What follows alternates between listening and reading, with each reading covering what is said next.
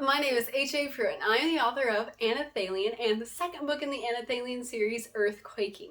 And in this video, I'm going to do a book review. Now, I usually do book reviews of independent authors, usually fiction books, but today I am going to do a book review of a nonfiction book of a very well-known author who doesn't need any extra publicity. But I am doing this review because this book saved my life, okay? Probably literally saved my life. So the book I'm going to review is called The Strong-Willed, well, it's the new because it's like the second edition or something. But The Strong-Willed Child by Dr. James Dobson. Dr. James Dobson is the guy who does Focus on the Family, a Christian radio network that helps people do family life without going crazy. It's helped me and my husband with our marriage. It's helped us with the kids. It's helped us with the church. It's just really helpful. Even if you have a good marriage like me and my husband, we found things on there that make it even better. So he's a really good guy. I want to kind of tell you things in order. We bought this book because we got 4 foster kids and we didn't expect it. So it was kind of like going from not being a parent, not expecting to be a parent, to full-on parenthood of very difficult children, admittedly. I'm not trying to complain or put on, but it was rough. It was really, really rough. And so we got this book because after a couple months, 3 of the 4 kind of started to get the groove of discipline and understanding that the rules and there were consequences. But one, let's call her Maisley, because Maisley is my strong-willed guinea pig. Isn't that right, Chubb? Don't judge me. Maisley just did not. She was strong-willed. And my husband pointed that out. He had heard of this book and he's like, she's strong-willed. She is just a strong-willed child. Because, there was nothing we could do. There was nothing we could do. If she did not want to do something, she would not do something. Every night at dinner was a fight. The girl just wants to get in a fight. I don't know how else to explain it. Girl just wants to get in a fight. Every night at dinner, doesn't matter what we made. If we made spaghetti and pasta and that's it, giant fits of screaming and raging and refusing to eat it. My husband is a very strong-willed person too. And so he would sit for 4 hours or more, most nights in those first few months, for 4 hours, just trying to outlast her. And he did sometimes, and sometimes he had to get a little creative. Tell you a quick story. Her first gigantic fit, really, really huge fit, where she sat there for 5 hours. It was bad. She sat there, we started dinner at 4 and she sat there till 8 o'clock. And my husband finally said, tomorrow is her first day of summer school. So I'm going to call the bus barn and you are going to go answer the call for the bus barn. And you are going to tell me whatever I need to hear to make this girl eat. So I went in the closet and he called me the bus barn and he's like, is this a bus barn? I was like, yep, there's a bus barn. And he's like, so I have Maisley here, and Maisley's not eating her supper, and if she doesn't eat her supper, she can't go to summer school tomorrow. And so I just wanted to let you know, when does the bus barn close? Because we need to call you and let you know that she doesn't need to ride the bus. And I said, oh, well, close in about half an hour. And after that, my husband said, Maisley, the bus barn closes in half an hour. If you don't finish your food in half an hour, you're not going to summer school. And so he's very creative in things like that. Some people may call it manipulation. I call it, thank goodness the girl ate her meal. But anyway, it was every night and everything. Bath time was something like that. Eating time was something like that. The girl won't put on her clothes in the morning to go to school. She just wants to fight. And I was at my wit's end because I'm not a fighter. When she started a fight, I would just walk away because I don't fight. I don't like conflict, but it became apparent that was not working. And so my husband got this book and he intended to read it, but he doesn't read any of the books he buys. So I read this book and it just helped so much. so much. And before I continue, I want to say that I didn't know this until after I read the book and I put up my review, that I guess it's a controversial book, because I looked at the other reviews because I wanted to see what other people said, if they had any fun stories like we had about the Bush Barn. And a lot of people said that this book is about abuse and child abuse, and it teaches you to abuse your child, and that's all it's about, and just scathing reviews. I don't think those people read this book. Like, there's one chapter about spanking, and I think there's one chapter about spanking, and then one chapter about the difference between discipline and child abuse. And like, he does a really good job of explaining what appropriate spanking is, for what age groups, and how, like, when it should discontinue, and how it really should be used as a last resort. But all that said, I didn't use those chapters, because in foster care, you can't even do like a hand slap to a toddler to get them to stop touching a burning stove. You just gotta have to move them. You can't do any physical discipline in foster care. And so those chapters were just throw them out the window, because I couldn't use them anyway. But the rest of the book was so helpful. And what's helpful about the book is not the spanking, strong-willed child, spank it out of them. That is not at all what this book is about. It's about understanding why they are strong-willed, what they're really seeking, and then putting up a fight. And so I'll explain. So what they're seeking, if a child's strong-willed, they're not just... It seemed like Maisley just wanted to be mean and make our lives miserable. Honestly, a strong-willed child, it seems like, and they'll kick you and they'll hit you, and you try to put them in timeout, she just got up and ran away and would smack me and hit me, and they just want to fight you. And it seems like they just are hateful and mean. If you have a strong-willed child, you know what I mean. If you don't, you're gonna probably think I'm crazy and a terrible person, but those of you who do, you understand. Anyway, it says that strong-willed children aren't just mean, hateful people. They want to establish a leader. They want someone to be in charge. And you see it really clearly. In the book, he cites Theodore Roosevelt as a strong-willed child, and him bossing the other kids around, and his mom saying, "Why are you doing that?" And him saying, "Someone has to tell people what to do around here." And that is so Maisley. She will boss her other 3 siblings, older and younger. She will boss them all around and tell them what to do, and tell them, you can't do this because this, and you can't do this because that. And I'll have to say, stop. You're not the adult. And that's what strong-willed children do. They want someone in charge. They want someone who is leading the pack. And if nobody else does it, they do it. And that's it. Dr. Dobson talks about how that is the fault of many parents like me who don't want to fight, and we just kind of back off. The child will say, "You're not going to lead, parent?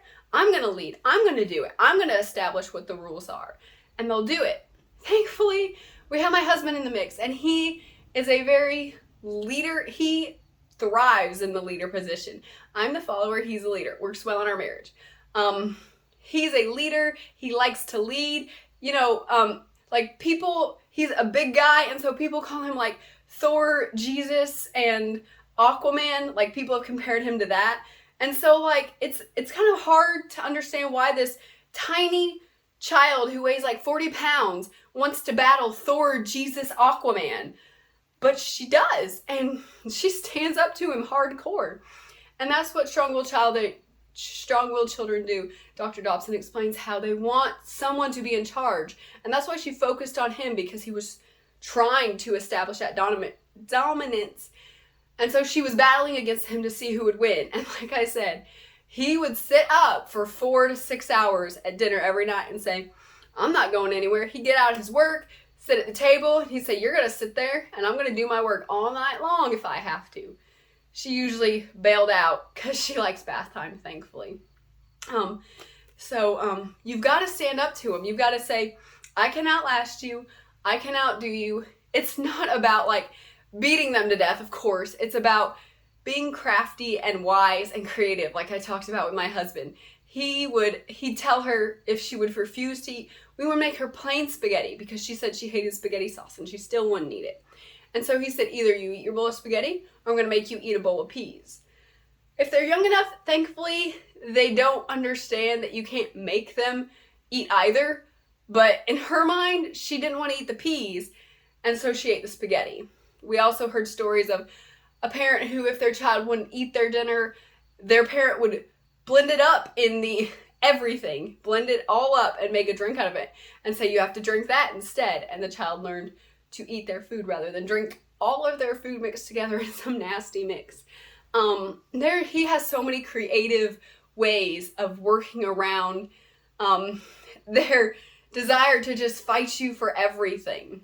Because even if you do establish dominance, like my husband did and has, Maisley is still, after I think it's been 6 months now, she is still fighting back every day, gets off the school bus, starts bossing her siblings around, telling me and my husband what to do. And we just have to come in and say, no, you are the child, we are the adult, we make the rules. You need to be respectful to us, or else we're not going to do what you want. And it's like that. It's that kind of fighting back, standing up for yourself and saying, this is how it is. These are the rules. I'm not going to do what you want me to do. I'm doing it the way that we need to. It's tough. It's a tough battle every day. But strong-willed children are just looking for a leader to step up and say, I'm the one in charge. And Dr. Dobson also focuses on respect and love throughout the book. It is so necessary. It's hard because these children will beat you, will kick you, will call you names, will disrespect you, will make you feel like you are the worst rot on the face of the earth. I have felt like garbage most of the days that I have dealt with Miss Maisley.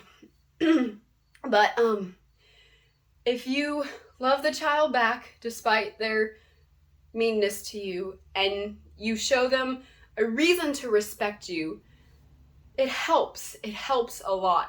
Their strong-willed nature is embedded in them. It's who they are. It's part of their personality. So it's not going to go away. But if they know you're in charge, it's funny because the book talked about this would happen. One day, Maisley came home and she told me, my friend told me that Uncle Scott was not as strong as her dad. And I told her that's not true. Uncle Scott's the strongest. And that's what they'll do. They'll start seeing the parents, the people, the guardians, whoever, the ones who establish that respect, they'll see them as the strong ones, and they'll start respecting them in that way. They'll see, you are strong, and I'm going to respect you.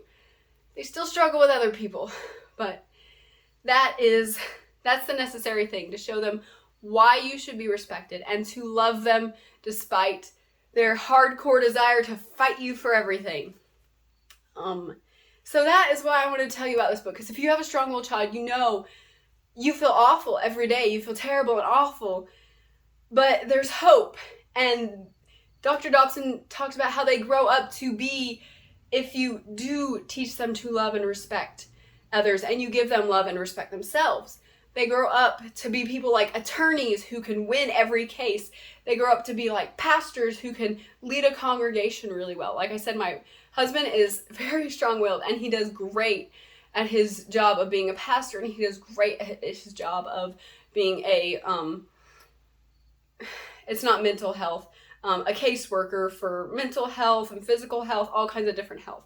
He's really good at kind of taking people by the horns and saying, you can do this, we can do this, and I'm going to guide you through it. He's good at being a strong-willed leader. And if you can channel that in these kids instead of just saying, nah, nobody likes you, you're just hateful, and telling them bad stuff, if you can say, use what you have to do something good, to lead people the right way. We encourage Miss Maisley a lot. We say, be a good leader. Play school with your siblings. Teach them things. Teach them how to read. Be a good leader. That's what you need to be doing. That's your response to strong-willed children.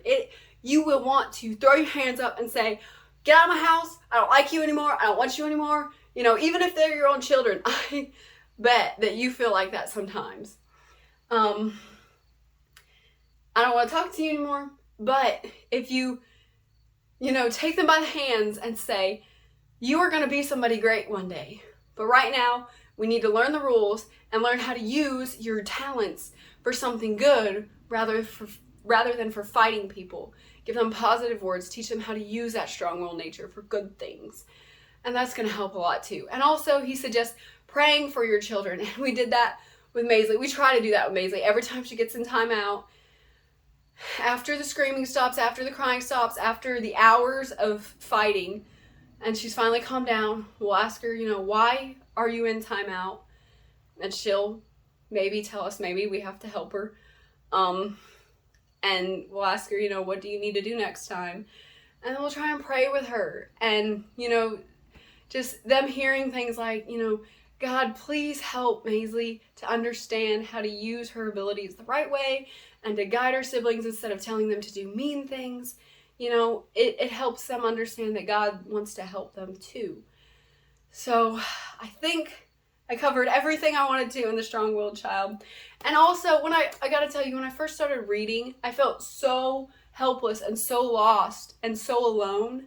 Now, when I started reading and just reading the stories from the other people, I just started crying to know that I wasn't alone and this wasn't just me failing as a guardian. If you have a strong-willed child, read this book. It will help. It will help. If you know someone who has kids, they seem like a good person, but their kids are just crazy, suggest this book to them. Because even if you try your best and your kids are still crazy, a lot of people are going to think they must not be a good parent, you know, but some kids are just fighters. They just want to fight everything. So, I mean, I recommend this book to everybody. I gave it 5 stars. I read it all the way through. I loved it. And you don't have to spank. You know, for us, we couldn't, and so we didn't have to make that decision. But you don't have to spank for the things in this book to work. You can just skip those chapters if you feel like it. If that's something you're against, then you can be against it. If it's something you're for, then you can read those chapters and learn how to do it well. But just the book is really good. Not about spanking, about understanding your children, meeting their needs to make them the best person possible, and to give you calm and sanity in your home. So this book's on Amazon. It's everywhere. Dr. James Dobson, he's no secret. You can find him on like Christian radio stations, Focus on the Family. I guess there's probably podcasts too. We listen on the radio. I think we listen on podcasts too. So go find the book if you need the book. Listen to Focus on the Family if you are a family of just you and your spouse, or if you're, I think they even have, you know, if you're just part of a family, like you're a son or a daughter or, you know, whatever. But he's really good. The book's really good. So if you need it, go buy it, read it, and, you know, tell me if I need to pray for you too, because strong-willed children are hard. So that is my book review for today. I think that's all I want to say. Oh, please, if you read a book, review a book like Anathalion or Earthquaking, my books. They're also on Amazon. Please leave a comment, please share, and please like. That's all I want to say. Thank you for watching. Bye! If you want to know more about Anathalion or HAPruitt, please follow me on Instagram at HAPruitt. You can find me on Amazon as an Amazon author, HAPruitt. Please watch my YouTube channel and all my cool videos on my channel, HAPruitt Anathalion. You can find me on the Facebook page, HAPruitt Anathalion. You can follow me on Goodreads by the name HAPruitt and the book Anathalion, or you can go to my website where so much cool stuff about Anathalion is. The website is HAPruitt.com. Didn't even have to put on a special outfit for this video. I look like a disheveled parent.